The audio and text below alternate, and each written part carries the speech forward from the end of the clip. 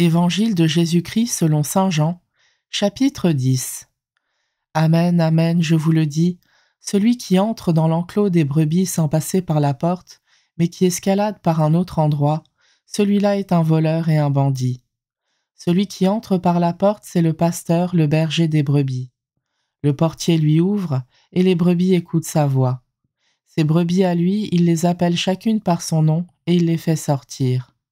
Quand il a poussé dehors toutes les siennes, il marche à leur tête, et les brebis le suivent car elles connaissent sa voix. Jamais elles ne suivront d'un étranger, mais elles s'enfuiront loin de lui, car elles ne connaissent pas la voix des étrangers. Jésus employa cette image pour s'adresser à eux, mais eux ne comprirent pas de quoi il leur parlait. C'est pourquoi Jésus reprit la parole. « Amen, amen, je vous le dis, moi je suis la porte des brebis. Tous ceux qui sont venus avant moi sont des voleurs et des bandits, mais les brebis ne les ont pas écoutés. Moi je suis la porte. Si quelqu'un entre en passant par moi, il sera sauvé.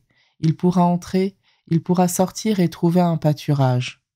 Le voleur ne vient que pour voler, égorger, faire périr. Moi je suis venu pour que les brebis aient la vie en abondance.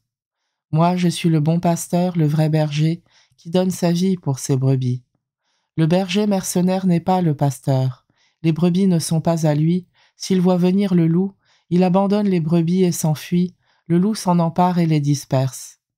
Ce berger n'est qu'un mercenaire, et les brebis ne comptent pas vraiment pour lui. Moi, je suis le bon pasteur. Je connais mes brebis, et mes brebis me connaissent, comme le Père me connaît et que je connais le Père, et je donne ma vie pour mes brebis. J'ai encore d'autres brebis qui ne sont pas de cet enclos. Celles-là aussi, il faut que je les conduise. Elles écouteront ma voix, il y aura un seul troupeau et un seul pasteur. Voici pourquoi le Père m'aime, parce que je donne ma vie pour la recevoir de nouveau. Nul ne peut me l'enlever, je la donne de moi-même. J'ai le pouvoir de la donner, j'ai aussi le pouvoir de la recevoir de nouveau. Voilà le commandement que j'ai reçu de mon Père. De nouveau les Juifs se divisèrent à cause de ces paroles. Beaucoup d'entre eux disaient « Il a un démon, il délire. Pourquoi l'écoutez-vous » D'autres disaient « Ces paroles ne sont pas celles d'un possédé. Un démon pourrait-il ouvrir les yeux des aveugles » Alors arriva la fête de la dédicace du temple à Jérusalem. C'était l'hiver. Jésus allait et venait dans le temple sous la colonnade de Salomon. Les Juifs firent cercle autour de lui. Ils lui disaient « Combien de temps vas-tu nous tenir en haleine ? Si c'est toi le Christ, dis-le-nous ouvertement. » Jésus leur répondit « Je vous l'ai dit et vous ne croyez pas. Les œuvres que je fais, moi, au nom de mon Père, voilà ce qui me rend témoignage. Mais vous, vous ne croyez pas, parce que vous n'êtes pas de mes brebis. Mes brebis écoutent ma voix, moi je les connais, et elles me suivent.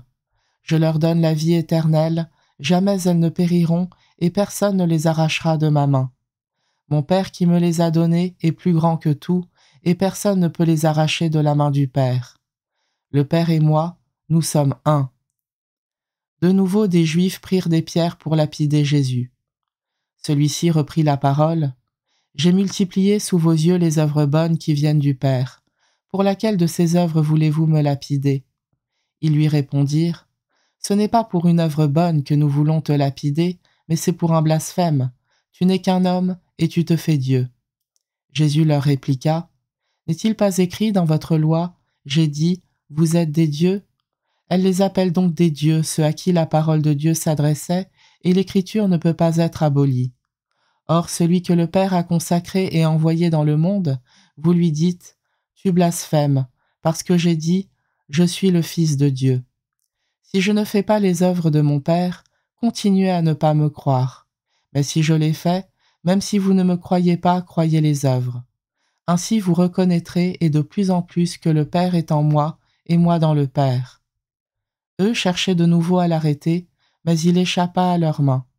Il repartit de l'autre côté du Jourdain, à l'endroit où au début Jean baptisait, et il y demeura.